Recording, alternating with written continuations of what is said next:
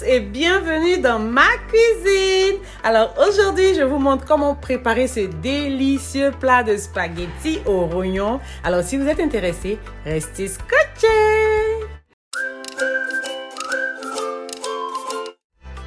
Alors ici, j'utilise le rognon pour ce plat de spaghettis, mais vous pouvez utiliser du poulet, du gésier, vous pouvez utiliser de la viande de bœuf, c'est comme vous voulez. Mais aujourd'hui, je vous montre voilà, une autre idée. Il y a quelqu'un qui m'a demandé de donner plus d'idées de ce qu'on peut faire avec le rognon parce que vraiment, elle est vraiment amoureuse du rognon, voilà, du rognon de bœuf. Donc voilà une idée que je vous donne ici parce que moi-même, je suis amoureuse du rognon de bœuf aussi. C'est une de mes viandes préférées.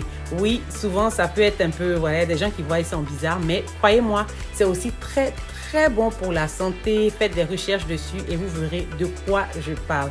C'est super bon pour la santé. Alors voilà, ici, je suis en train de préparer mon rognon. J'ai l'habitude, avant j'achetais ça et je demandais au boucher de découper, de nettoyer pour moi. Mais maintenant, non, parce que quand ils découpent pour moi, quand j'arrive à la maison, ils n'ont pas bien enlevé le blanc qui est au milieu là et ça me fatigue parce que je dois venir renettoyer encore un à un et ça me fatigue. Donc maintenant, quand j'achète mon rognon de bœuf, je leur dis de ne pas toucher et moi-même je viens nettoyer à la maison. Je suis beaucoup plus satisfaite. Voilà. Et donc voilà ce que je suis en train de faire. Je retire le milieu, le blanc, la graisse dure blanche là qui est au milieu. Je retire ça carrément. Je ne veux même pas voir un peu sur ma viande. Je ne supporte pas ça du tout. Voilà pourquoi je ne mange pas le rognon n'importe où. Voilà. Si je ne suis pas sûre que tu nettoies ton rognon comme je le fais, j'ai du mal à manger parce que je ne veux pas me retrouver en train de manger cette graisse que vous voyez là. Je ne supporte pas. Bon, ça c'est moi. Donc, nettoyons la viande et on va revenir à la cuisson.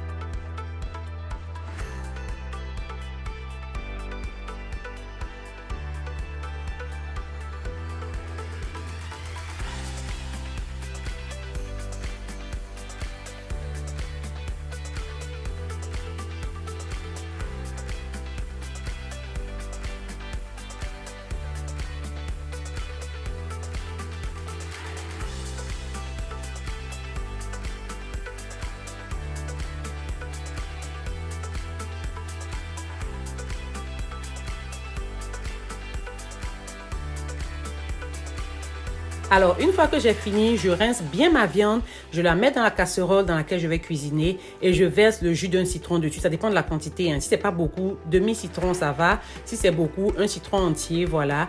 Et je laisse les citrons dedans. Les citrons pressés, je jette pas. Je jette la peau du citron là-dedans. Comme vous voyez là, je mélange bien. Voilà, pour que le jus de citron aille partout, voilà, et je laisse reposer pendant que je nettoie ma surface de travail, donc peut-être 2 minutes, voilà, juste quelques minutes, et je vais venir assaisonner maintenant pour mettre au feu.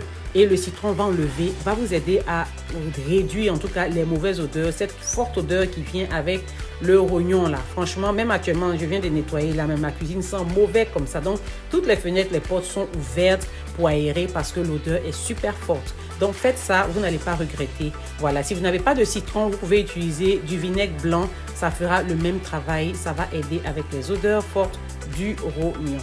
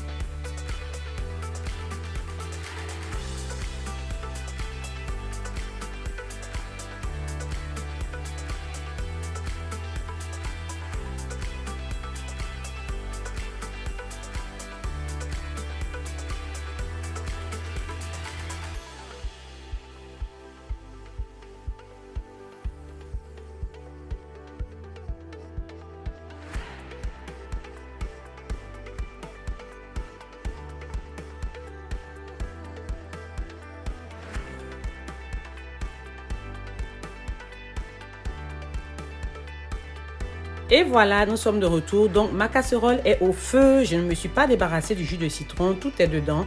Voilà, je viens rajouter juste un peu de sel et des épices d'assaisonnement pour le goût. Et je vais rajouter de l'eau et laisser bouillir pendant au moins 10 à 15 minutes. Voilà.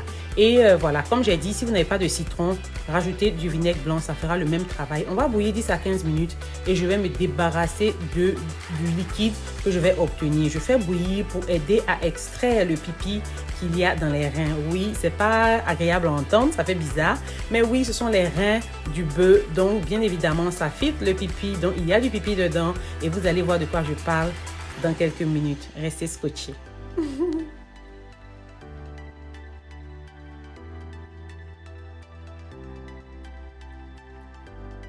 Pendant que ma viande est au feu, je vais nettoyer mes légumes et je vais les apprêter pour la préparation. Allez, venez, on va découper tous ces légumes-là. Donc ici, j'ai de l'oignon, j'ai de l'ail, j'ai de la tomate et j'ai des feuilles de basilic. Vous pouvez remplacer les feuilles de basilic par des feuilles d'oignon vert, voilà, ou par du persil, c'est comme vous voulez. Mais ça, c'est pour ajouter à la fin de la préparation. Voilà, donc on ne va pas mettre les feuilles maintenant, c'est à la fin de la préparation, donc ça dépend de vous. Si vous n'avez pas de feuilles de basilic, vous pouvez utiliser des feuilles d'oignon vert ou du persil. C'est parfait.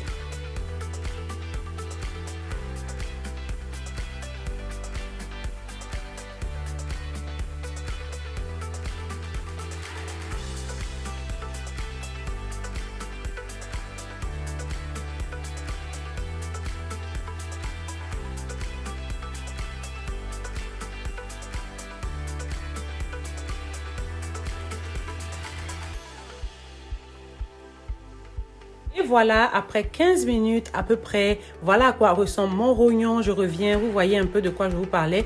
La couleur du liquide, c'est le pipi qui a été filtré, qui a été retiré comme ça, voilà. Donc, ce que je vais faire, je me débarrasse des citrons que vous voyez dedans là et de l'eau aussi, voilà. Parce que c'est l'eau du pipi qui est là.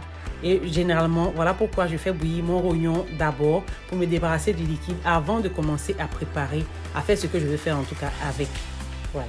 Donc, une fois que je me débarrasse du liquide, voilà ce que j'ai ici. Mon rognon est là. Il y a un peu de liquide encore. Voilà, des petits rectangles de jus façon qui traînent là.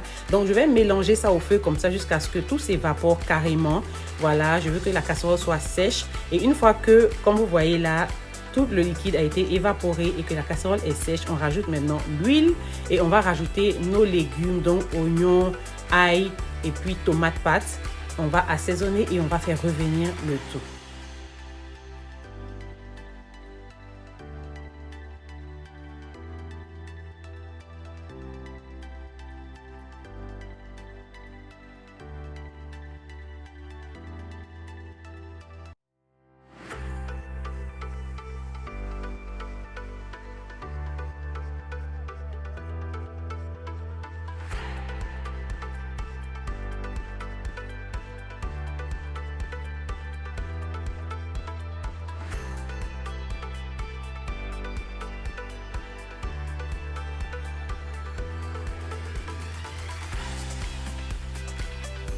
Alors, on va maintenant assaisonner avec un peu de poivre noir et un peu d'épices d'assaisonnement passe-partout.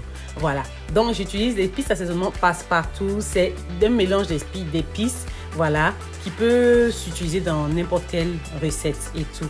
Voilà, parce que beaucoup de gens me posent la question, c'est quoi les épices passe-partout? C'est un mélange d'épices du genre poudre de paprika, poudre d'oignon, poudre d'ail, poudre de céleri, un peu de sel. C'est un mélange d'épices en tout cas.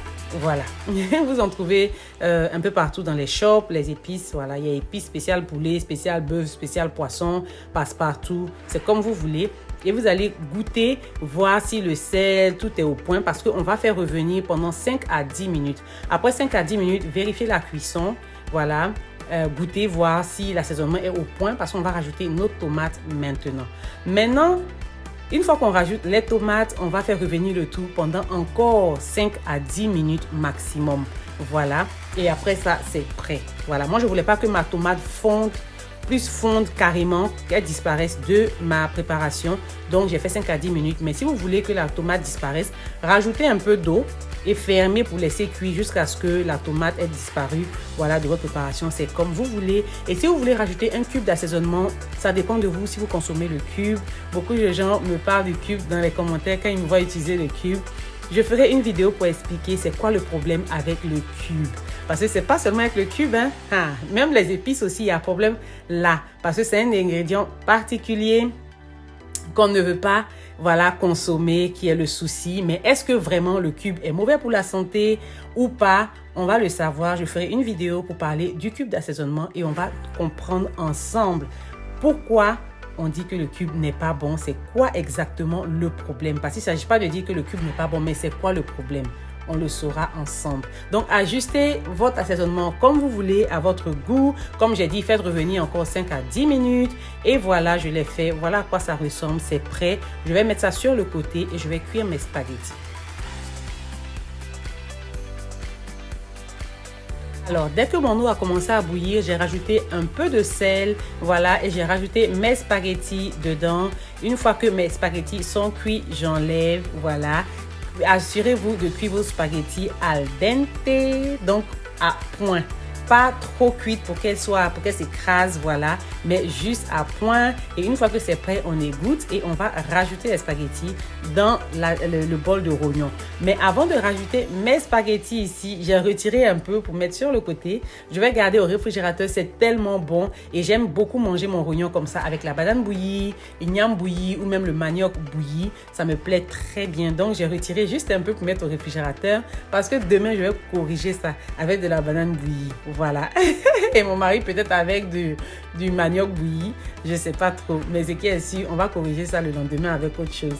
Et voilà ici, je rajoute maintenant mes spaghettis dedans et je vais bien mélanger le tout. Là, je vais rajouter aussi maintenant, c'est le moment de rajouter vos feuilles de basilic ou vos oignons verts hachés ou votre persil haché. Voilà, c'est comme vous voulez. Et on va bien mélanger le tout très bien. Et voilà, c'est fait, c'est prêt. On peut servir, c'est délicieux, super bon avec du pain français, donc les pains baguettes ou bon, le pain que vous avez sous la main. Sinon, avec le pain français, ça passe super bien. En tout cas, c'était trop bon. Donc, essayez la recette et laissez-moi savoir ce que vous en pensez.